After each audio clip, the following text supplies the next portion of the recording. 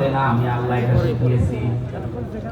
বিজ্ঞান এখন জানিয়েছে যে মানুষ কথা বলে, এক একটা কথা তৈরি হতে 27টা ধাক্কা লাগে। এই কণ্ঠের ভেতরে 27টা স্তর আছে। এতগুলো ধাক্কা তৈরি হওয়ার পর একটা কথা আপনি বের করতে পারেন। কোরআন আর হাদিস জানিয়েছে প্রত্যেকটি স্তরে আল্লাহ একজন ফেরেশতা বসিয়ে রেখেছে আপনার এই কথা তৈরি করার জন্য। মেশিনের ভেতরে যদি আপনি গম দেন, 3-4টা স্তর পার হওয়ার পরে আটা বের হয়। আল্লাহ বলেন এই যে কণ্ঠের কয়েক ইঞ্চি জায়গা, এখান থেকে কথা তৈরি হতে 27টা স্তর পার করে একটা কথা বের হয়। কাউকে যদি আল্লাহ কথা বন্ধ করে দেয়, তাম দুনিয়ার সব ডাক্তার মিলে আপনার কথা বের করতে পারবে না, কারণ এটা মানুষের দায়িত্বে নেই, এটা আল্লাহ নিজের দায়িত্বে রেখেছেন, এটা পালন করাচ্ছেন আল্লাহ ফেরেশতাদেরকে দিয়ে। এই জন্য মানুষ যদি একটু নাড়াচাড়া দেয়, জীবকে একটু যদি কাছে লাগাতে চেষ্টা করে, ওর দুনিয়ার দিকে তাকানো লাগবে না, ওর নিজের দিকে তাকালে হেদায়েত হয়ে যাবে। আমরা বহুবার বলেছি মানুষকে বানাতে আল্লাহ যে নিজের পক্ষ থেকে 5টা জিনিস দান করেছিলেন: শ্রবণ শক্তি, দর্শন শক্তি, বাক শক্তি, আঁকের শক্তি আর ঘ্রাণ শক্তি। এর ভেতরে বাক শক্তি এ শব্দটা আছে না? বলেন বলেন, ক্লাস চলছে, ছাত্রের মতো জবাব দেবে। বাক শক্তি দিয়ে মানুষ কি করে? কথা বলে। বলে না কেন? এইটা আল্লাহ নিজে দিয়েছেন, কেউ দেয়নি।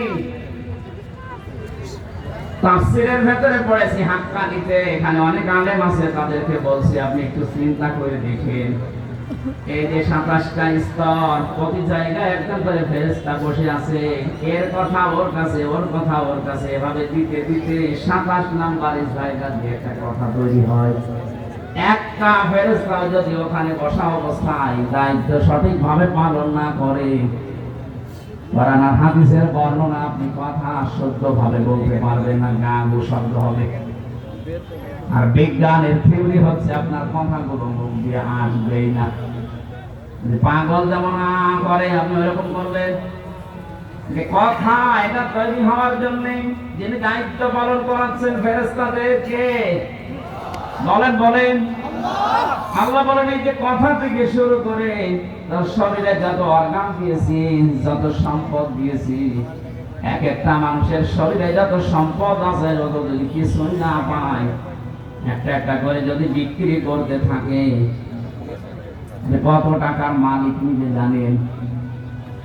যিনি বসে আছে আমাদের প্রধান অতিথি, ওনাকে আল্লাহ সম্পদ দিয়েছে মনে করেন। যদি বলা হয় ভাই 2টা চোখ দিয়ে দেন, এই যে প্রতিষ্ঠানের মালিক আপনি এরকম 5টা প্রতিষ্ঠান দিয়ে দেবেন? বলেন তো 2টা চোখ দিতে রাজি না? দর্শন শক্তির কথা বলছিলাম, আল্লাহ নিজে দিয়েছেন এইটা। এজন্য উনি যদি কাউকে নষ্ট করে দেয়, জন্মের পর থেকে তাম দুনিয়ার ডাক্তার মিলেও আপনাকে দেখাতে পারবে না। আল্লাহ বলেন আমি যে নেই থেকে শুরু করে তোরে হামসা বানালাম, বহু কিছু তোর জীবনে আমার আছে, আমার যেমন আছে তোর জীবনে আমিও তো তোর কাছে কিছু পাবো, সেই হিসাবে আমাকে তো কিছুই দিতে পারলে না, তারপরও আমার বিভিন্ন অধিকারগুলো যখন নষ্ট করে ফেলো, আমি আল্লাহর কাছে যখন ফিরে আসার ঘোষণাও দেয়া যে আমি ফিরে আসতেছি, তখন আমি আল্লাহ মাফ করে দিই। কিন্তু আমার সৃষ্টি যারা এই পৃথিবীর, আমরা 18,000 মাখলুকাত বলি, তার চাইতেও বেশি আছে। এই সৃষ্টির কারোর সাথে যদি তোমার জুলুম হয়ে যায়, যতক্ষণ ওই মাজলুম তোমাকে মাফ না করবে, ততক্ষণ তোমার ক্ষমা নেই।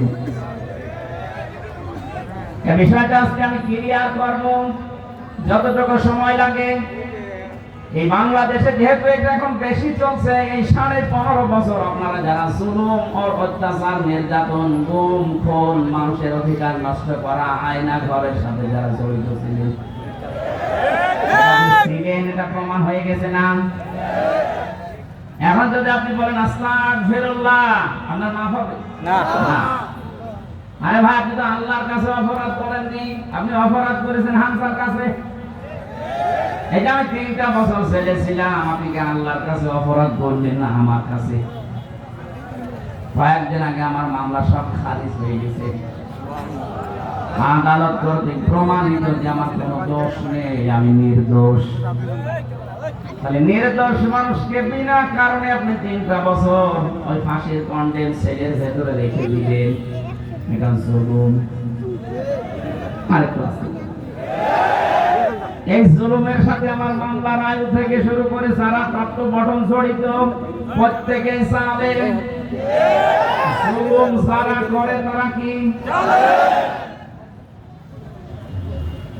ইমাম আহমদ ইবনে হাম্বল রাহমাতুল্লাহ আলাইহি উনি জেলে ছিলেন, ওনাকে প্রতিদিন 32টা করে চাবুক মারা হতো।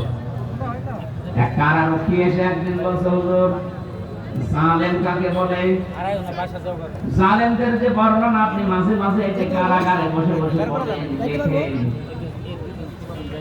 আমি যে আপনাকে পাহারা দেই, আমি কি জালেমের ভেতরে পড়ি? আমি কি জালেমের সহযোগী হিসাবে পড়ি? আপনি একটু আমাকে বলেন তো। ইমাম আহমদ ইবনে হাম্বল বললেন, আল্লাহর বান্দা, জালেমের সহযোগী বলা হয় তাদেরকে যে মানুষগুলো যারা জুলুম করে তাদের পানি টেনে দেয়, কাপড় পরিষ্কার করে, ঘরদোর পরিষ্কার করে দেয়, নাস্তা বানিয়ে দেয়, চা টেনে দেয়।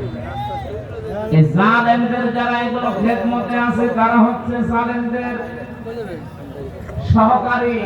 আর তুমি সেটা করছো সহকারী না, তুমি নিজে জালেম। তাতে কামড় দিয়ে বলছে, কি প্রশ্ন করলাম আর উত্তর পেলাম, কি প্রশ্ন না করে ভালো ছিল।